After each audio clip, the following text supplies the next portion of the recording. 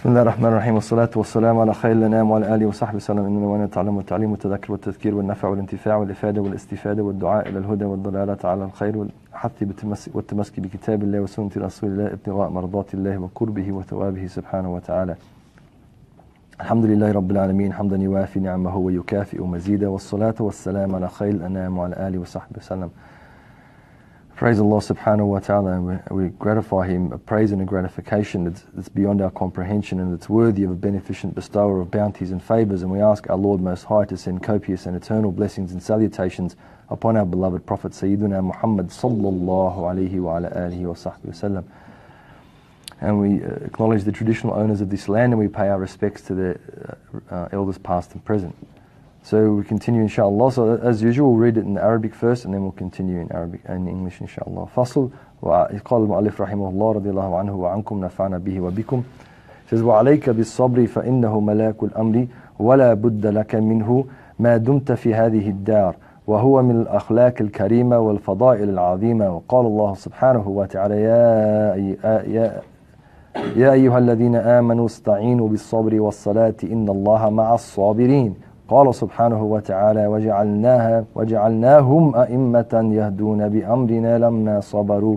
وقال تعالى إنما يوفى الصابرون أجرهم بغير حساب. وقال رسول الله صلى الله عليه وعلى آله وصحبه وسلم الصبر أمير جنود المؤمن. وقال عليه الصلاة والسلام في الصبر على ما تكره خير كثير. وفي وصيته لابن عباس رضي الله تعالى عنهما واعلم أن النصر مع الصبر وأن الفرج مع الكرب وأن مع العسر يسرا. So is everyone capable to see a copy of the text? So you can share two between one if you've got it electronically, let someone else have a look. Can everyone see a copy, or are we missing some? Anyone not see a copy? Alright, so in this book with the gentleman on the front, it's page 111, and in the new book, who's got the new book?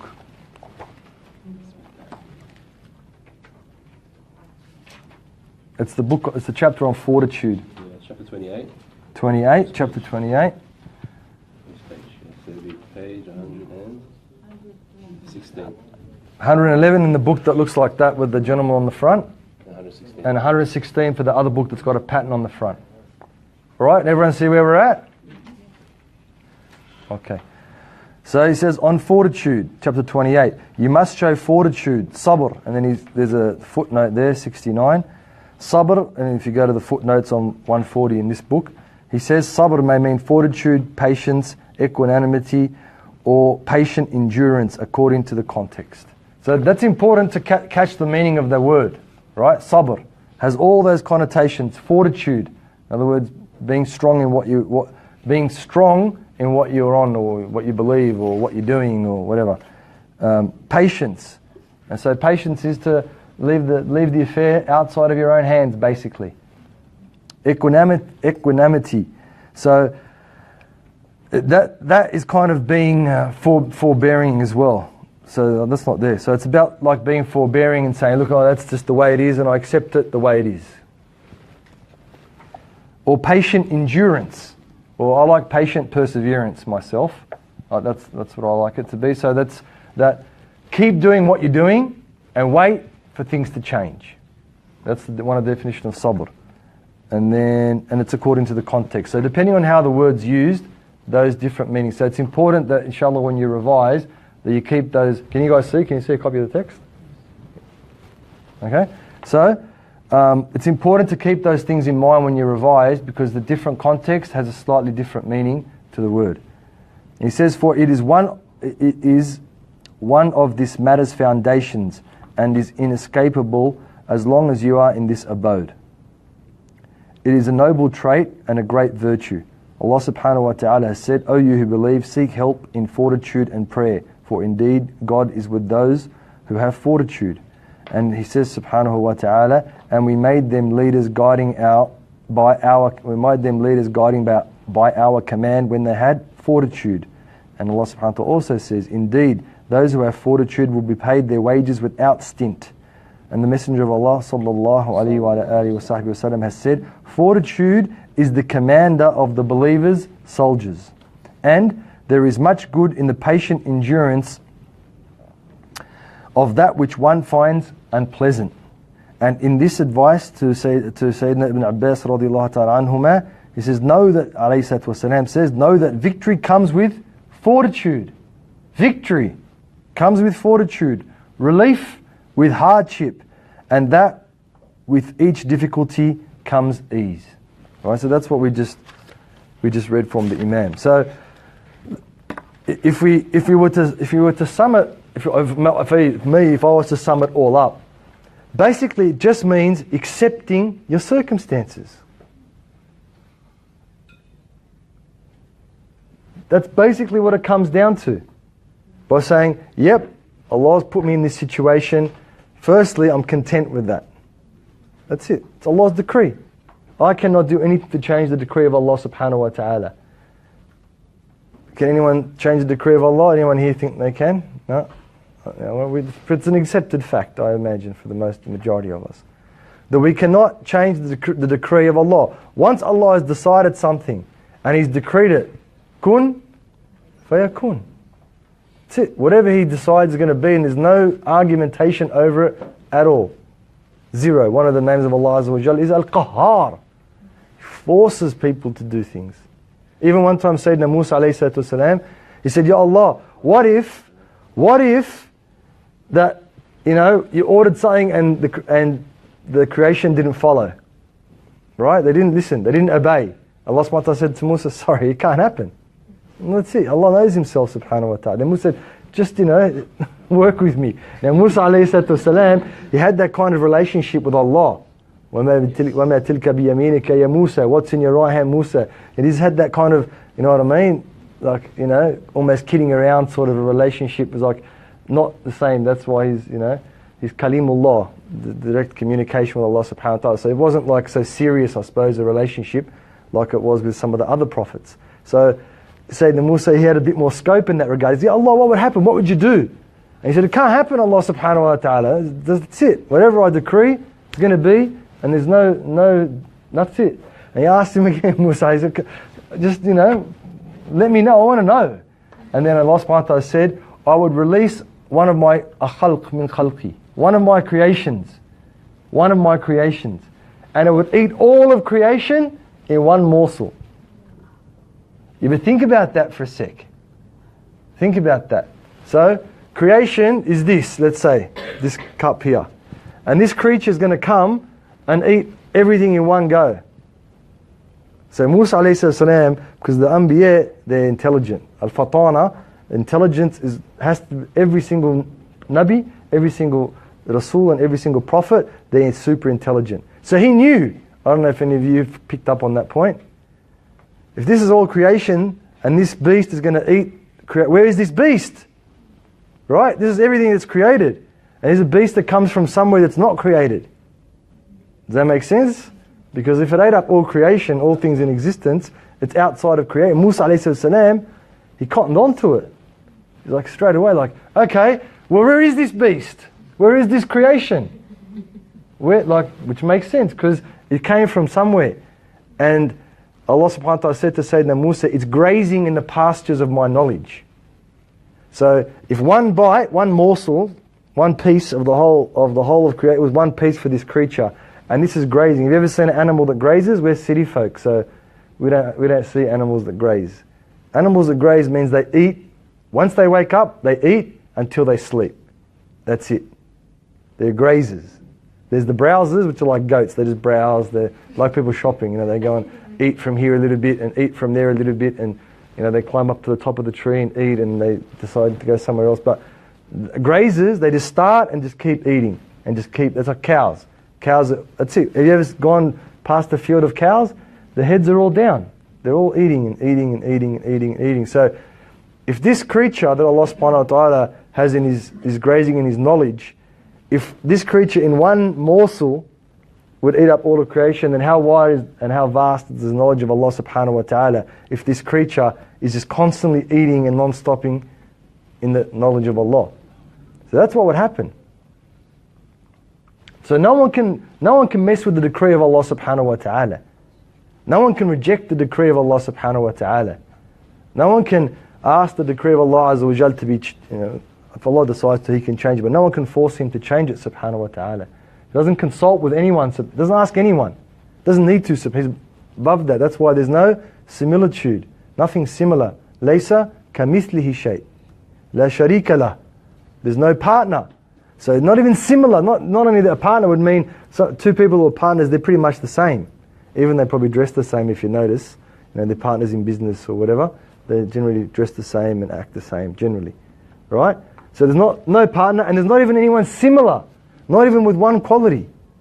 No one. Nothing. Except Allah. So when He decrees something, it's going to be bi'idhnillahi subhanahu wa ta'ala. It's going to be. That's basically what sabr is saying. Yeah, alright, I accept that. I accept that. And with Sayyidina Yaqub, he said, Sabrun Jameel. Not just any kind of patient perseverance or fortitude, but a beautiful fortitude. A beautiful fortitude. And we know about Sayyidina Ayyub alayhi salam and his patience. And the extent that his patience went to. And he's remembered for that patience that he had. Because the test came to Sayyidina Ayyub Job, he's in the Bible. Ayyub alayhi salam, he's like the prophets of Bani Israel, a lot of them, they were kings. They had money, they had castles, they had property, they had wives, they were wealthy, and he was like that. And so the shaitan, he's our avowed enemy. So if anything he can do to trip us up, to mess us up, to make our lives difficult, to make us disobey Allah subhanahu wa ta'ala, anything that he can do, he'll do it. Even to the Anbiya. So he used to, back in the day, in the old days, go and climb up, him and the jinns, they used to climb and hear the khabar, hear the news, because the angels come just now after Asr, and they take the news from the earth to Allah, and they come Maghrib and Afwan Isha and Fajr and Asr, they keep on changing. That's when you hear the roosters crow, because the rooster, not in Sydney obviously, but if you live in the country, or if you live in Bankstown, there's heaps of roosters there. The rooster sees the angels, and that's why it crows. That's what we believe as Muslims. And so that's why when you hear the rooster crow, you say, Allahumma inni as'aluka min fadlika. Ya Allah, I ask you from your favor, because the angels are there, and that's a special time. Right? So he used to listen what's going on, and it was always Ayyub alayhi salam's doing this, and Ayyub alayhi salam, he's, there's no one like him. And so Shaitan's like, what's going on? You know what I mean? What about me? That's what jealousy is. It's what envy. What about me? If you know someone in a conversation, if you start talking about maybe something you did or something someone else did, and they jump in with their own story, or so-and-so just got a new car. Well, yeah, I just got a new car. What do you mean? You better watch out for that person. You better watch out for that person, because they're grandiose. They like to be remembered and talked about. And when I was a bloke, could even lead to someone being envious of you or whoever it might be. Even if someone's envious of someone else, they're around you, well, you think they're not going to be envious of you. Anyway, so he's like hearing about Ayyub. He had enough of it. He went to Allah, he said, who's this Ayyub? He's nothing. The only reason that he's worshipping you is because he's got money. He said, no, Allah subhanahu wa ta'ala says, I know my slave. I know. So Allah subhanahu wa ta'ala sent a tornado and fire, and he was in Sham there, the Palestine area, destroyed his properties and whatever. And then Shaitan, what's he going to say? And he said, don't worry, Allah, whatever's from Allah is good, I have no worries. Whatever Allah decrees is all good. And then he went back to Allah, he said, it's only because he's got his kids and because he's got all his wives and everything else. And so I said, I know my servant. He said, oh, no, let's see. And then Allah subhanahu wa ta'ala, his wives left and died and his kids died. He left with just one more wife. That's all he had, one wife. And then he said, when still he's saying alhamdulillah, he's saying that whatever's from Allah is good, etc., etc. And he went again to Shaitan, he said, it's only because he's healthy, strong. And the Anbiya, they're strong. All of them. Sayyidina Rasulullah, he was as strong as 40 men. And he said, it's only because he's got his health. If he didn't have his health, he'll stop worshipping you. Allah subhanahu wa ta'ala, I know my slave. Again, then he even lit the Shaitan, because it's like a smokeless fire. SubhanAllah, I was thinking about it, You know, maybe like the sun. You know, the sun, it's gaseous and Plasma. I don't know. Plasma. There's the theories like that. Plasma, Yeah? Plasma beings. Subhanallah. You know, because they're made from a smokeless fire and they can shift their shape and all this sort of thing. And then you've got the sun, right? If you, like when you're in that night and the sun comes up, how do you feel? You feel relaxed, or when you see it setting, you feel, but it's made of fire. The thing is like billions of tons or trillions of tons heavy, and the thing is, it will burn us. You know, like it's, even if in summer, yet we feel some sort of, there's some secret there. I don't know, I asked a few of them, Shaykh, I haven't got the answer to it yet. But like that. So he came and Allah subhanahu wa ta'ala told Shaitan, do whatever you want. So Shaitan came, he went up in the nose of Sayyidina Ayyub alayhi salam into his body. He got sick. He got sick. Alright, and guess what he was saying? He said, Ya Allah, I'm thankful for two things. That I've got a tongue to remember you and a heart to be conscious of you. And that's it. Our avowed enemy, he had to eat his words. And he's still eating his words till today. وَنَعُوذُ بِاللَّهِ minhu. And even now we still remember Sayyidina Ayyub, all the trials and tribulations, he stated what? Steadfast, persevered, he had fortitude, because he accepted the order of Allah. And if he didn't, what's he going to do? Here's another question. Let's say, we don't want to talk about the Anbiya in that way because we respect them, but someone got sick and they didn't accept the order of Allah Azza wa Jal. What's going to happen to that person? They're going to get more sick. You're right. Isn't that not the case or not? One of the main things they talk about, doctors and people in the medical field, healthcare, of a person getting better is their state of mind. Like cancer, it's a common thing these days. So they send people off to psychologists and psychiatrists to see if they're all right inside. So Sayyidina Ayyub, he was like, it's from Allah. It's it. Whatever's meant to be, whatever Allah has decreed for me, it'll happen. And they say he went 7 years, then Allah subhanahu wa ta'ala shafah, he got cured, he went back and got his castles, Allah gave him back his castles and back his family and back his wives and whatever else it was, because he passed the test. So it's easy sometimes to think about things cognitively. In other words, in our mind, when we're sitting here in a nice air-conditioned room and we're not under any pressure, no one's making fun of us or giving us a hard time or whatever. So yeah, that makes a lot of sense. That makes sense. I get what this bloke's saying. It's all right. But the question is when? The question is when we're in the test. When we're in the test. Yeah, I'll keep reading. I think it's better. Okay, so you must show fortitude, for it is one of this matter's foundations and is inescapable. Isn't that what we're just talking about? You can't get around it anyway. Don't think about doing something other than what you're supposed to do, because you haven't got an option. And the more you fight Allah, worse that whatever you're in is going to get in. The worse it's going to get. If you're sick, you're going to get sicker. If you're poor, you're going to get poorer. If you're lonely, you're going to get lonelier. If you're tired, you're going to get more fatigued. If you're upset, you're going to get more upset.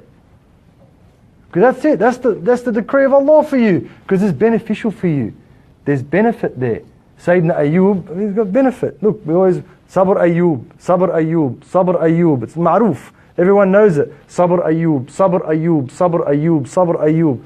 Now, probably that was 10,000, 5,000, or how many years ago? Who knows? Thousands and thousands and thousands. Even Christians and Jews and others remember it. And in Arab world, everyone knows it. Sabr Ayyub, ma'ruf. It's everyone, because of what he did. Allah elevated his status from doing that. And then if we persevere on what afflict, and we'll talk about the different types of sabr, the Imam will talk about it, we'll get that too. Inshallah. As long as you are in this abode, this state, this life that we're in, it's imtihan. It's balawa even, or balwa. لِيَبْلُوَكُمْ أَيُّكُمْ أَحْسَنُ عَمَلًا. It's a test to see which one of us is going to have the best of all deeds. It's a noble trait and a great virtue. Right? Think about it. Noble trait. Someone, and we're talking about sabr. You're driving in your car, you're the driver, or you're in the passenger seat, or whatever the case is. Someone cuts you off. Let's say you're in the passenger seat.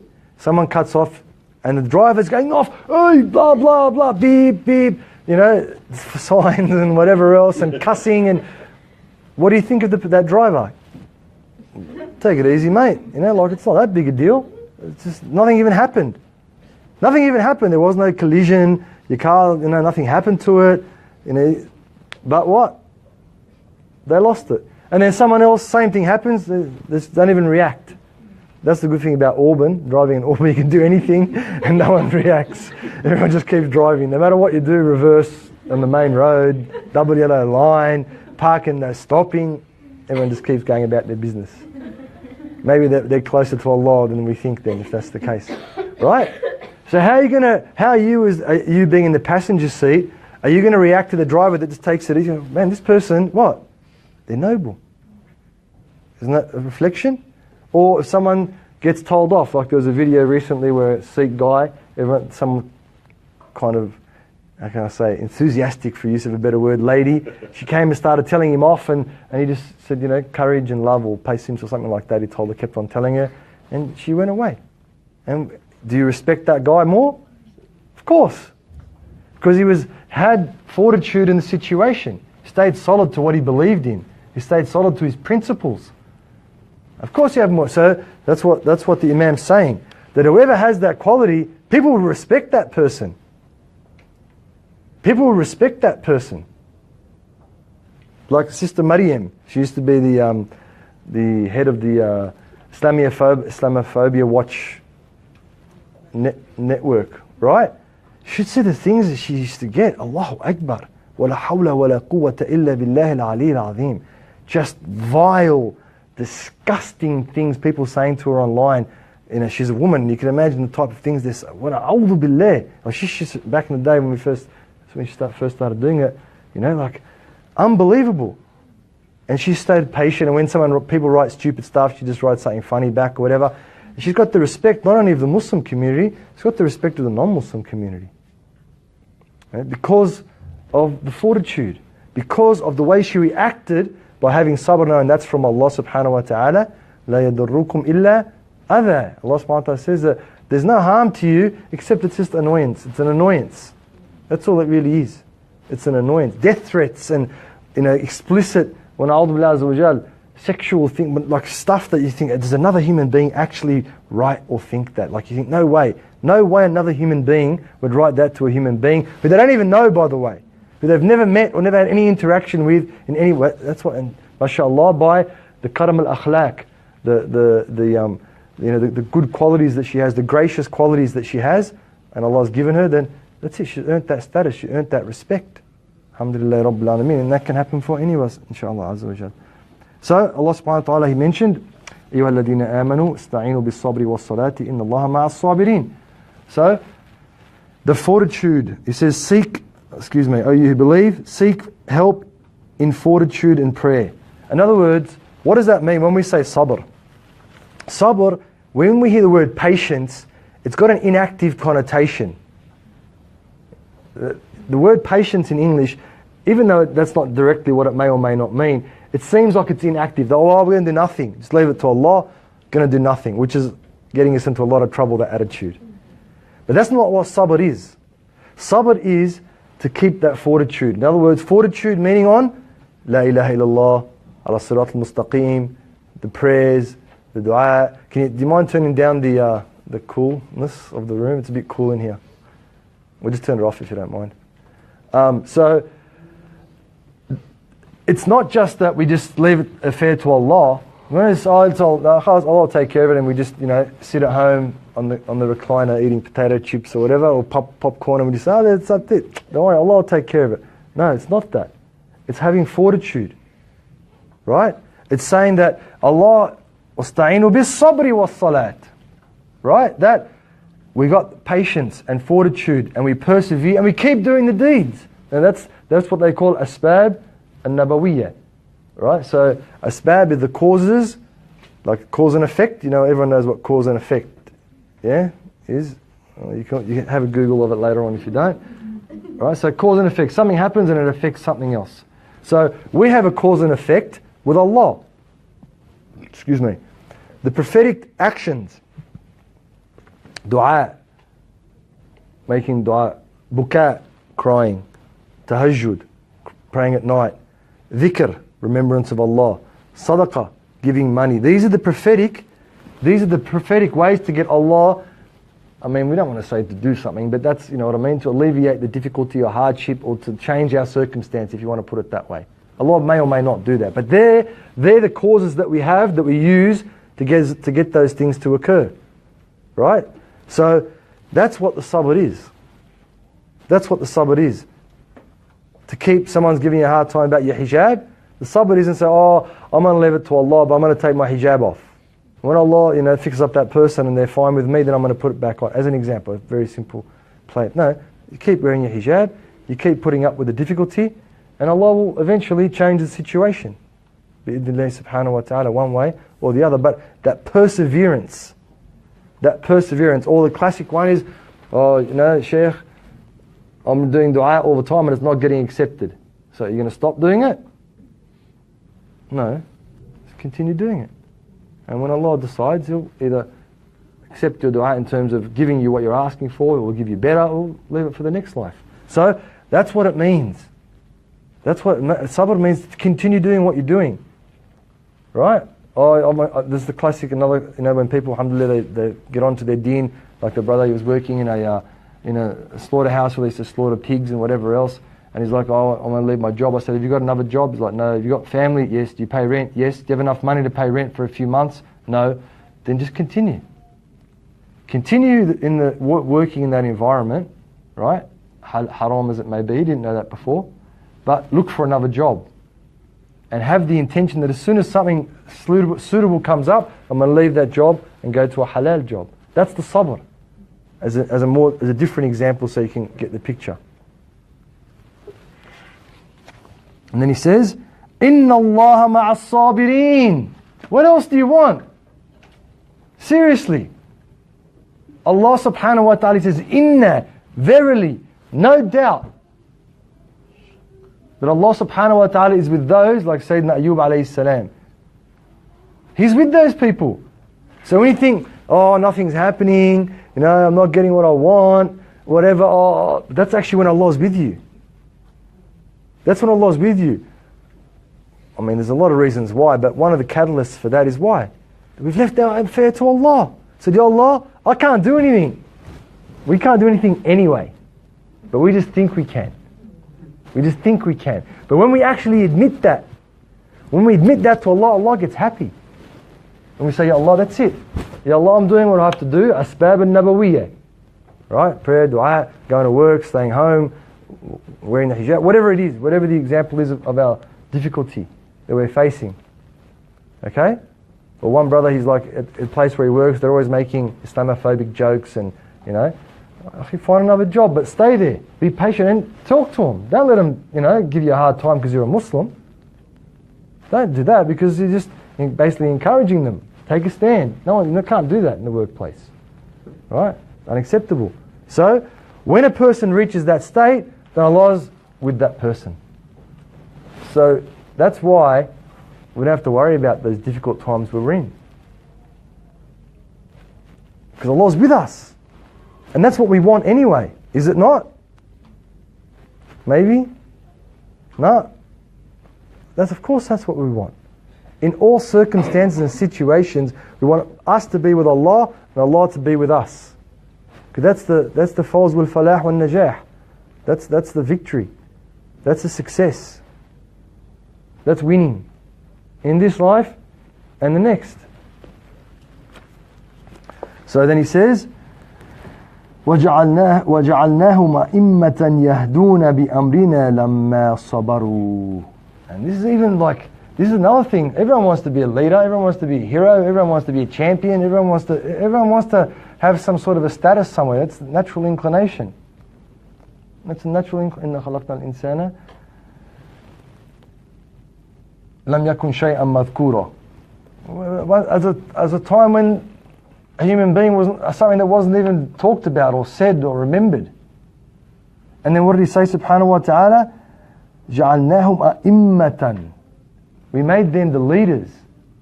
We made them people of status. And they're the ones يَهْدُونَ بِأَمْرِنَا. They guide by the will of Allah subhanahu wa ta'ala. And we made them leaders guiding by our command. When was that? When did that happen?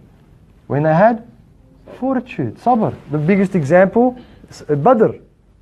Right? They only went 313 up to 17, 16, whatever different numbers. They didn't have proper swords, the Sahaba. They had like only a few camels and a few horses, and they had no idea really. They had no clue. And the others came with 1,000 plus. And Abu Jahl came with his dancing girls, you know, the belly dancers and all that stuff, and his alcohol. He said, we're going to celebrate. That's it. The Muslims, they're finished. We're going to get rid of him once and for all. We're going to get rid of this Muhammad sallallahu alayhi wa sallam. We've had enough of him. That's enough. They came with their full strength. They went to Badr. What did the Prophet of Allah do? He said, Ya Allah. Here his head is that he did.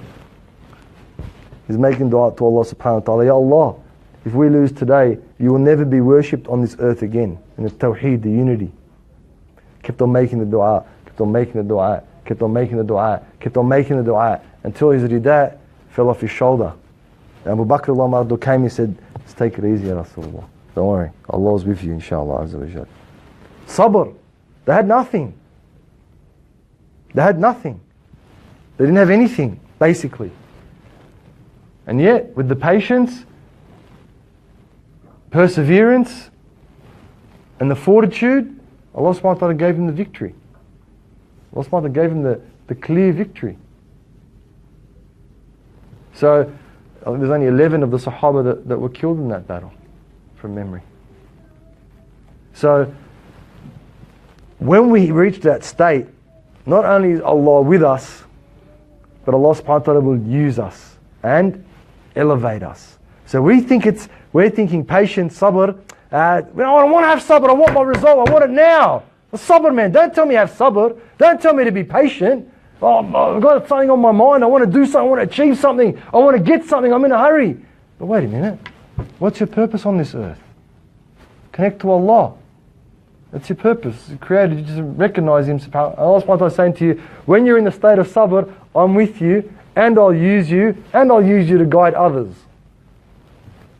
Why are we in a hurry for then? Let the guy cut you off.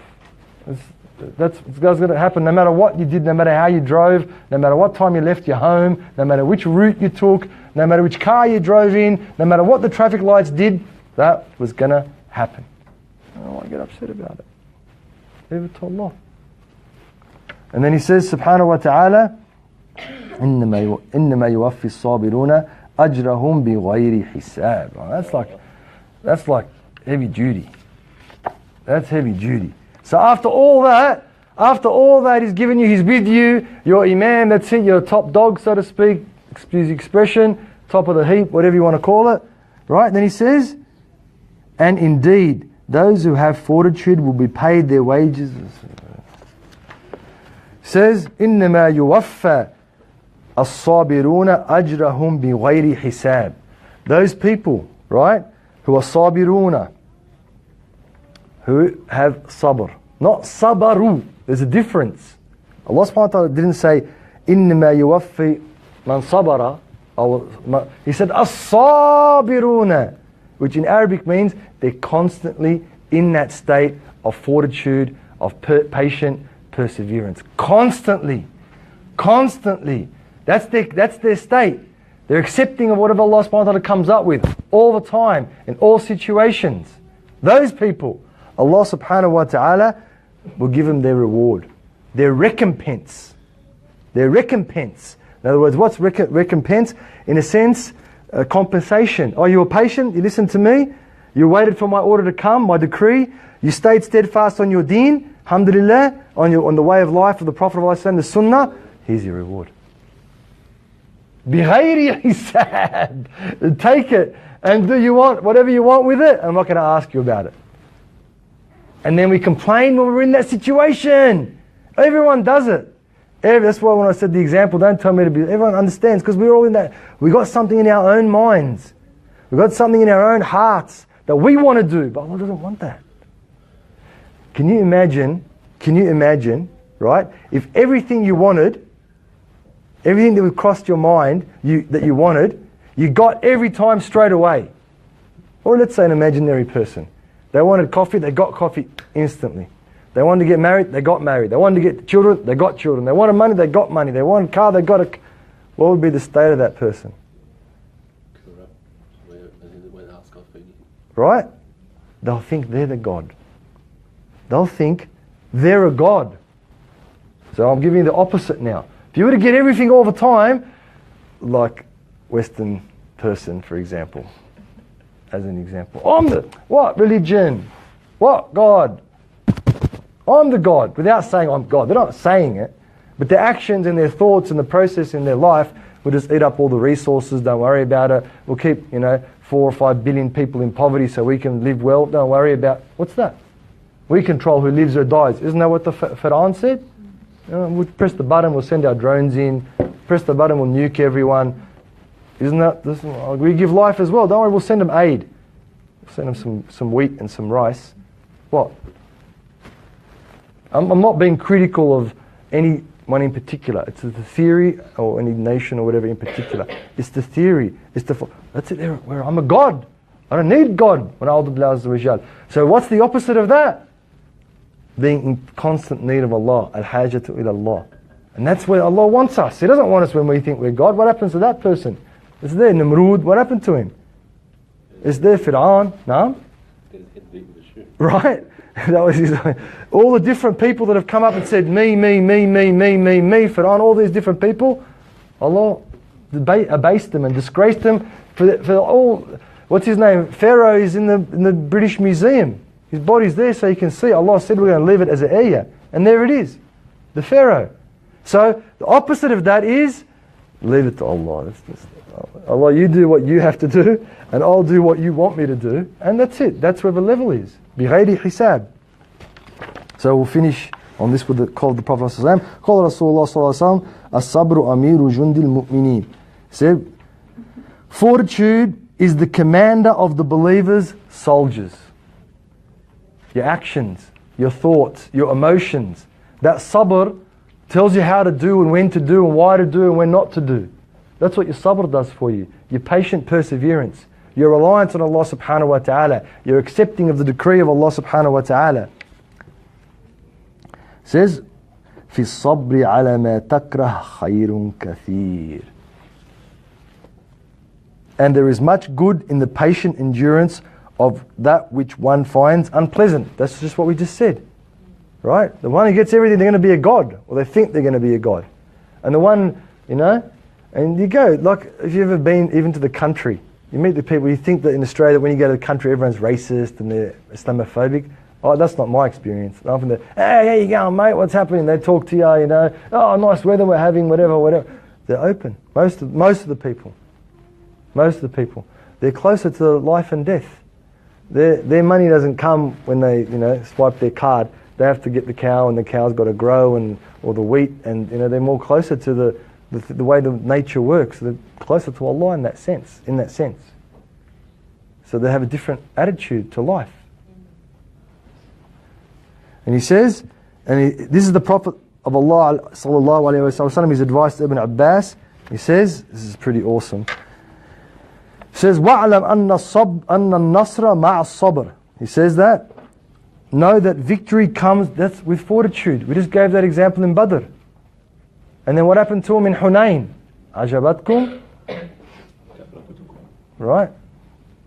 They had so many numbers and so many horses and so many weapons, they started to lose. Had the Prophet of Allah ﷺ not come right in the middle with his mule, they would have lost. That's it. Because it's not about how strong you are, how big your biceps or triceps or pecs or whatever. It's not about that. Or how many bombs and whatever you have. It's about your connection with Allah. And sabr is that connection. It says, that's where the victory comes. وَأَنَّ الْفَرَجَ مَعَ الْكَرْبِ. It says relief is with or after hardship. Because if you don't feel hunger, don't enjoy the food. I don't know if you've ever been to a Lebanese person's house where you're Lebanese. You go there, they're eating. You have to eat. It doesn't matter if you just ate at home. That's it. That's the hospitality. You have to eat, and then you eat. And even if it's your most favourite food, you don't want to eat it because you're already full. And so the relief that we feel when things change from how... I personally think that's the world's best feeling. I know, strawberry sundaes and, chocolate fountains and pizza and all that is pretty awesome, and that's good, and having a new pair of shoes, or getting money or whatever, it's all good. But me personally, I think when a person's in a difficulty, me personally, and things are hard, it's not getting what I need to happen or what I want to happen, and then it changes, and I'm relieved of that, whether it's a sickness or whether it's being away from someone that you love, or whatever the case might be, or being with someone that you love and you want to be with them, whatever the case might be, and you get that thing, that's the best feeling. Even though chocolate milkshakes are pretty good. But it's the best feeling. It's a feeling that's all-encompassing, because it's from Allah, that feeling. That you've endured, you've persevered, you've gone through the difficulty. Now, there's your reward. So you get the two rewards, the feeling you get and the actual thing that you're after. And that with each difficulty comes ease. In the ma'al usri, yusra. So when things are hard, they're going to be hard only for a while. Why are they hard, you reckon? Exactly. Test, it's a test to get the reward. So Allah can lift up you, like He lifted up Sayyidina Ayyub, till now we're remembering him. So you can get lifted closer to Allah. That's why He gives you these hard things. Test you, because He knows you can pass. Otherwise He won't test you, Allah subhanahu wa ta'ala. He will not test you unless He knows you can pass. That's how merciful He is, subhanahu wa ta'ala. So that means that if you know you're going to pass, what should you do? Sabr. You know you're going to pass. So Allah wouldn't put you in that test unless you were going to pass. So what are we worried about? Stick it out. What are you worried about? Allah is going to put you in the test, and He's with you, and He's going to use you, and He's going to give you nusra, and He's going to give you a reward that there's no account to it. And it's guaranteed you're going to succeed if what?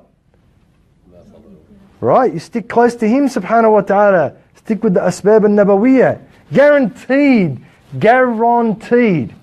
Not like the guarantee you get limited warranty when you buy the phone, and after 12 months and 1 day it starts to go weird. You take it back, look, it's out of warranty, sorry, they have to buy a new one or pay half the price, give us that phone, we'll fix it for $5, but we'll charge you $500 to fix it, so give it back. And guaranteed. Allah subhanahu wa ta'ala has said it in the Qur'an. The Prophet ﷺ said it in the Hadith.